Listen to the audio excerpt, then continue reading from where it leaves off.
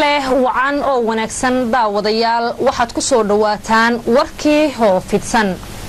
madaxweyne ku-xigeenka dawladda Puntland Cabdixakiin Cabdulaahi Xaaji Cumar Camay ayaa ugu baaqay guud ahaan shaqaalaha Puntland inay ilaaliyaan xilliga shaqada si loo horumariyo loona dardargeliyo hawlaha iyo shaqada ay wado dawladda Puntland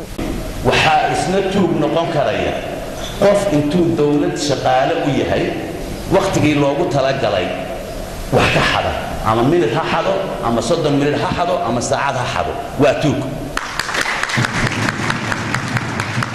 waxaan runtii rabaa inaan halkan idinka idhaahdo hawsha iyada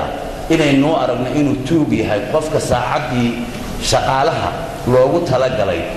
lacagtii la bixiyay taxpayerska dadka cashuurta bixiyay laga soo ururiyay mushaharka lagu siinayo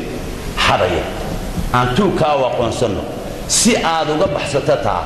waxa laga doonayaa qof kasta oo shaqaale ama Puntland ha ahaado ama kuwa kale ee maqlayaba ha ahaadeen inay waqtiga ilaaliyaan u qabtaan u adeegaan ummadda wixii loogu talagalay ee loo qoray waxaan kaloo leeyahay inta joogaysaan ama waaraysaan wayarta si magac iyo karaamo iyo xushmad aad u heshaan dalkiina iyo dadkiina wax la idinku xusuusto u qabta